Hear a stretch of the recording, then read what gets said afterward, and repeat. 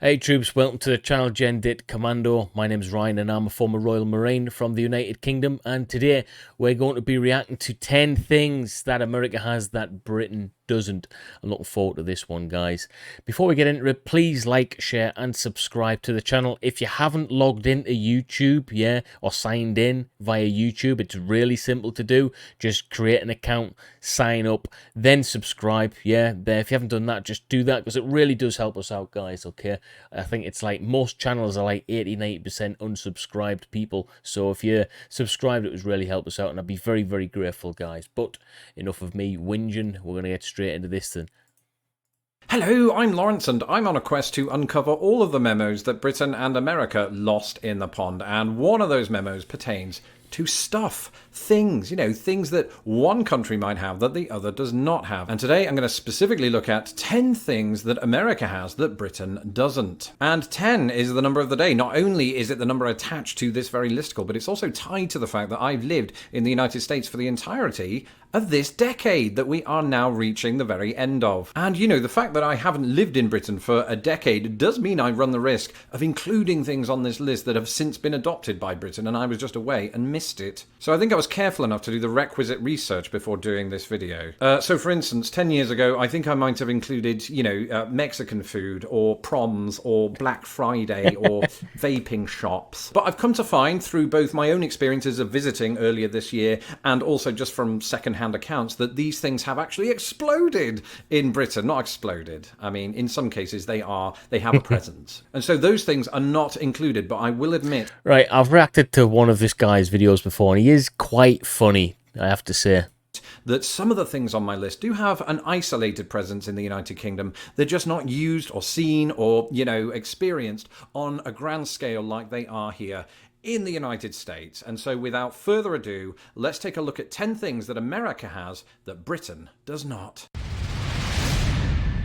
Wooden houses. Wooden houses. So growing up, I watched a lot of American films, The Goonies, for example, that depicted these wooden houses, and they always seemed really sort of romantic to me. I don't know why. We don't really have them in Britain, or at least we don't have. Right, we don't really have them doesn't mean that we don't have them. I'm pretty sure somewhere in England, Britain, there's wooden houses, guys, okay? It might not be as prevalent as it is in America, but I'm pretty sure there's timber frame houses, that's for sure.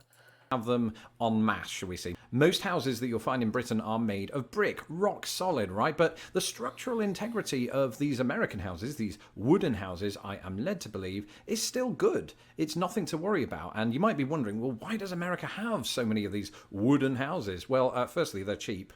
Cheaper than brick houses by quite a way. And also there's quite a lot of wood just in the United States. You almost can't see the wood for the trees. That's not how that phrase works. And so they've been a mainstay of American housing since the 19th century. Now that's not to say that of course America doesn't itself have brick houses. In fact, I kind of live in one myself. New York and Chicago, it's known for its brownstone apartments, but also you'll see brickery here and there. But I think for the most part, people here do live in houses that have a wooden exterior. I did when I first moved here, in fact, and I have to say it was fine. It was perfect.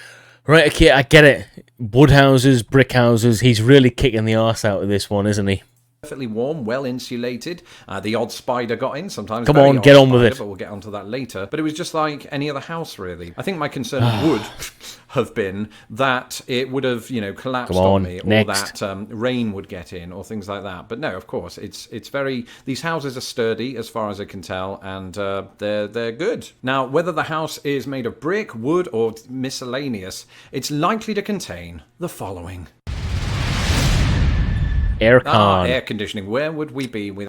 Right, okay, so aircon, it's not really a big thing in England, guys. If I had the opportunity to get aircon in my house, I probably would for the summertime, but it would probably only be on 1 or 2 days. It doesn't really get absolutely red hot here, especially in the northeast of England. We've got a few weeks at best of decent weather, then it's downhill from there, guys, honestly. Without it. Well, for the first 26 years of my life, I was without it. I usually just slept by the window, which was cracked open, and let in that sort of mild British air. that did the job for the most part. In the vast majority of the United States, you cannot do that, especially when the summer hits. In this country, temperatures reach sometimes as high as 40 degrees C or over 100 degrees Fahrenheit. If you don't have air conditioning, you will die, or at the very least feel horrific. Now, again, in Britain, you will find exceptions to this rule, particularly in public places, but for the vast majority of people, air conditioning is not a thing in their homes. And thankfully, neither is the following. According to the internet, and we all believe that, right? There's never been a recorded case in Britain of somebody dying from a spider bite. That is not true, of course, in the United States. There are deadly spiders here, and when I first moved here, that was something that I was quite wary of. I'm not really scared of spiders, but when something like that is alien to you and you move to one of the places where they are housed, it starts to play on your mind. And I get the...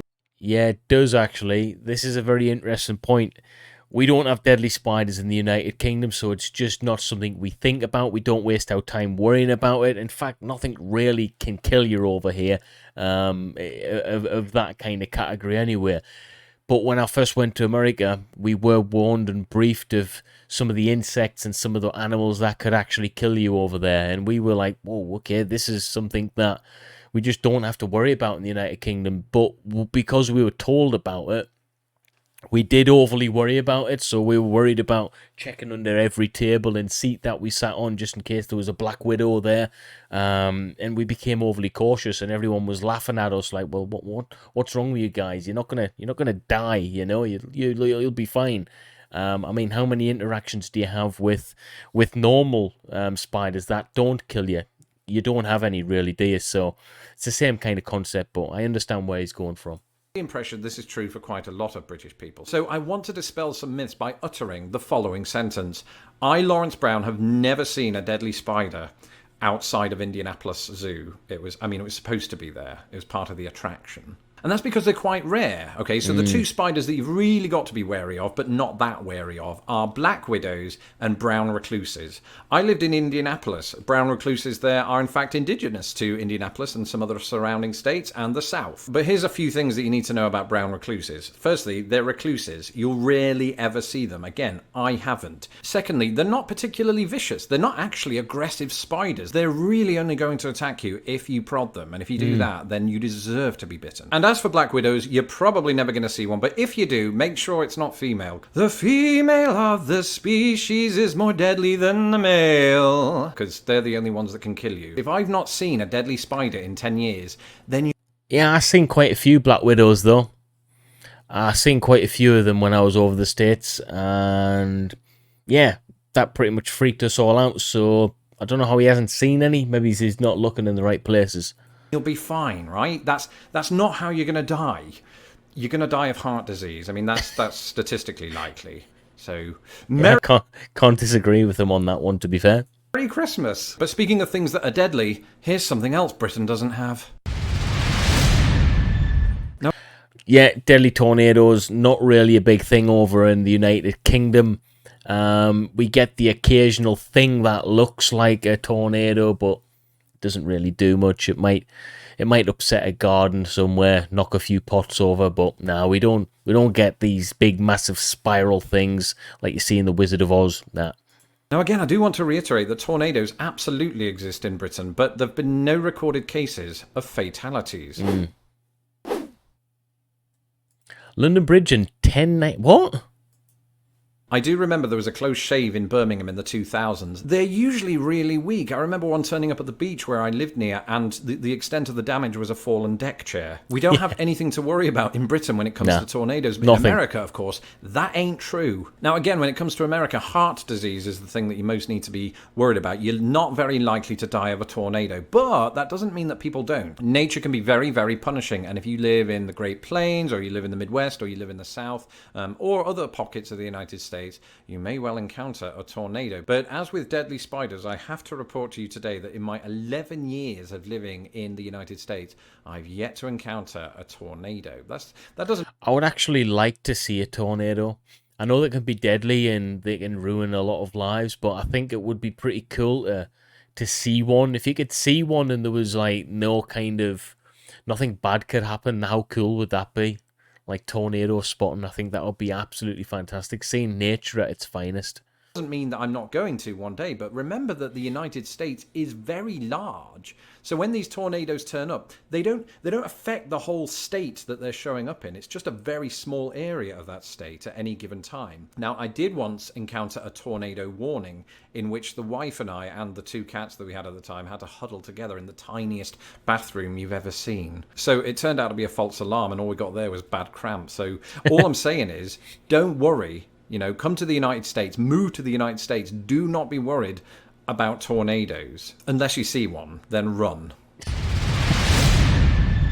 What? Britain doesn't have deserts? Outrage! You were reading too fast. It said deserts. Yes, that's right. With the exception of the Dungeness Headland in Kent, Britain does not boast any deserts, and even that one.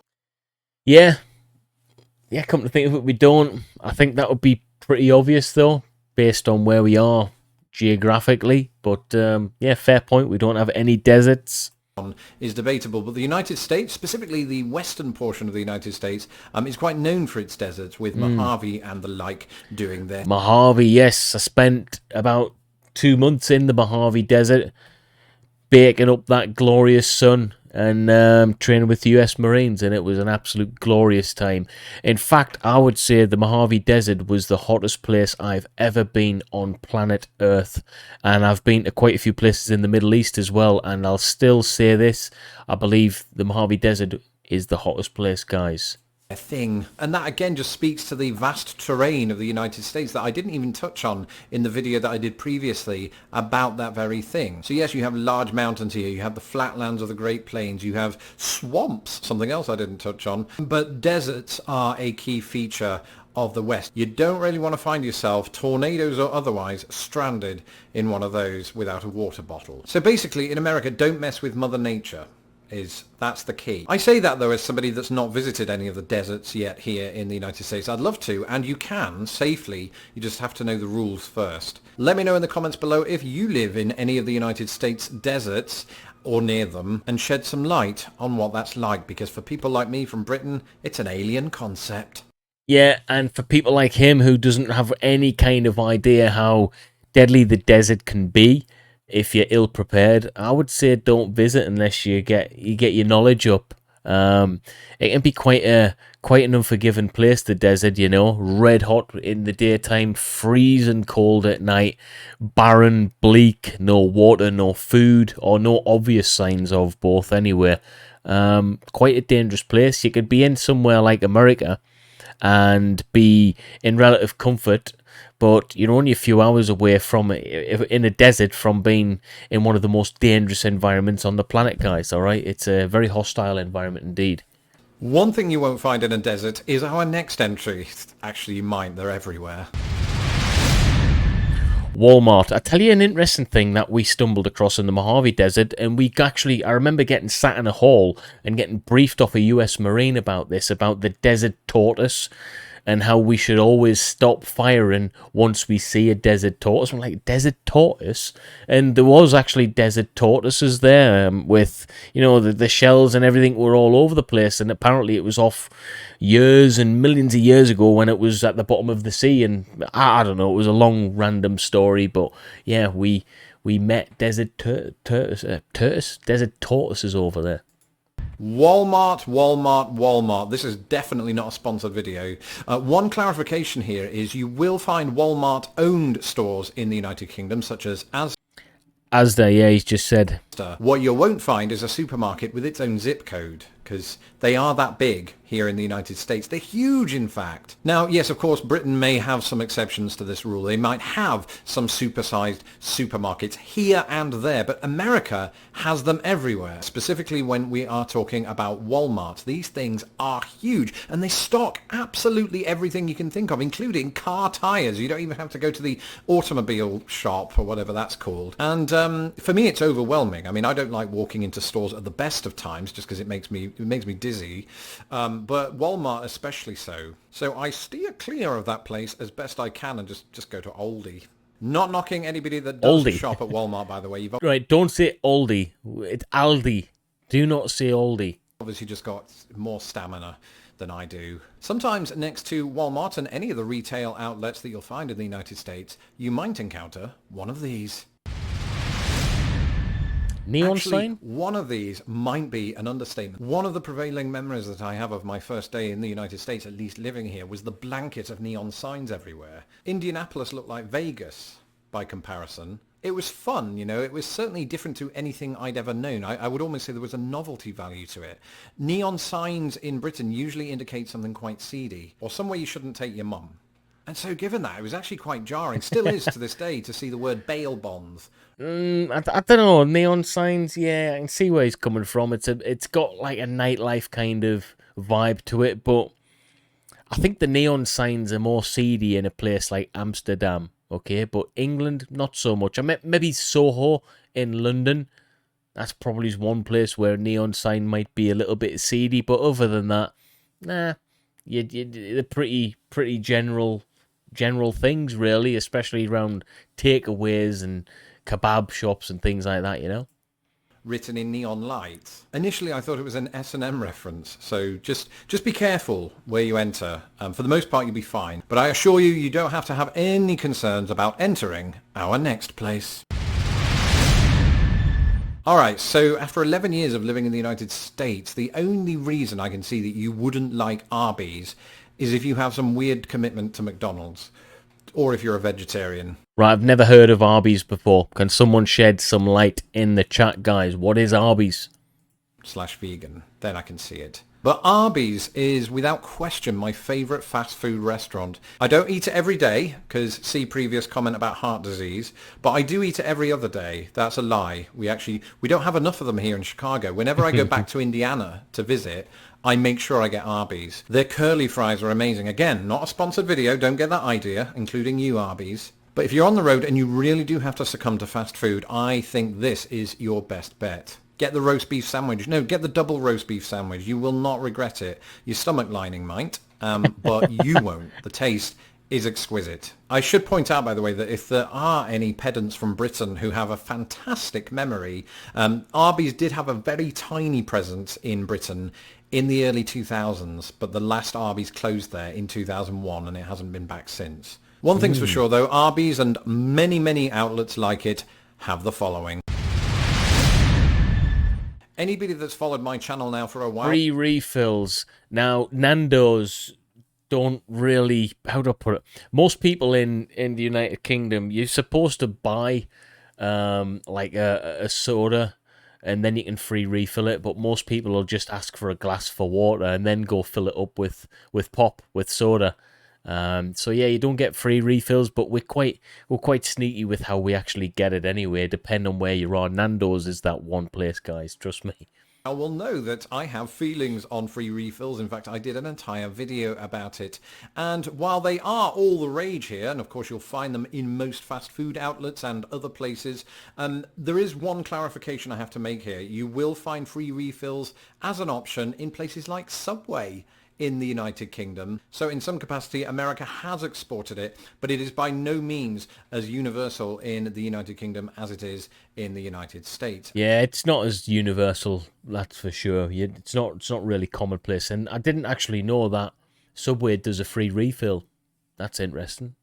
And as I've said before, I think the temptation of knowing that I could get a free cup of pop on top of the one that I've already had is what made me give up pop in the first place. So I do have that to thank America for. Of course, if you are American and you have the willpower to stay away from the free refills, more power to you. Same goes for our final entry. Oh, pancakes. Pancakes are special in Britain. We absolutely have them. That's not what I'm saying here. What I am saying is we usually devote one day a year to eating them. Pancake Tuesday. And even then, most people don't really bother too much about it. And most of us won't eat them at any other time. So when I was a kid growing up, I had a lot of fun on Pancake Day, or Shrove Tuesday, attempting to make pancakes with my mum. She did most of the work, especially after I nearly burned down the house. But in America, you can eat them any day of the year. Just head down to IHOP, that's International House of Pancakes, and get your pancake filling right there. But you don't even have to do that. I mean, you will find pancakes on the menu at a lot of these sort of, cafes and all manner of other places. They are... I remember when I went, it was basically on camp. I can't remember the name of the camp. It was in 29 Palms anyway. And the US Marines there, and they were getting the breakfast. And, we're used to our normal type of scran in these, in the galley. And what we were surprised with was there was loads of pancakes on offer with syrup. Pancakes and syrup's like a big thing, so people were stacking, the eggs and beans and bacons up, and we're putting syrup on the bacon as well, which is completely alien to us. And then they'd be getting like 5-10 pancakes on there, smashing syrup on and getting them down range, guys. Not really a big thing for British people, I must say. Are very, very prevalent. So when you talk about Pancake Day in America, actually, IHOP has its own sort of Pancake Day on or around Shrove Tuesday, but most people don't take it seriously. It's because every day is Pancake Day. That's it for this episode. Don't forget to let me know in the comments below how you like your pancakes. Do you mix it with your Arbys roast beef sandwich? Don't do that. And if you've not had the chance, don't forget to subscribe to my channel. Right, guys, so that's another one. 10 things that America has that Britain doesn't. Some of the things we do have, but it's just not as prevalent, guys. All right, the pancakes thing's a big one, actually. We're not really big pancake eaters over here. We do dedicate a day to it, Pancake Tuesday, but even then, I'm not really too fussed about it, guys. But, each to their own, as they say. And yeah, I hope you like the video. I really enjoy reacting to his type of content. He's got some good videos, guys. If you do like this and you want to see me react to more content like this, please like, share, and subscribe. Drop a comment below, and I'll see you in the next video, guys. Peace.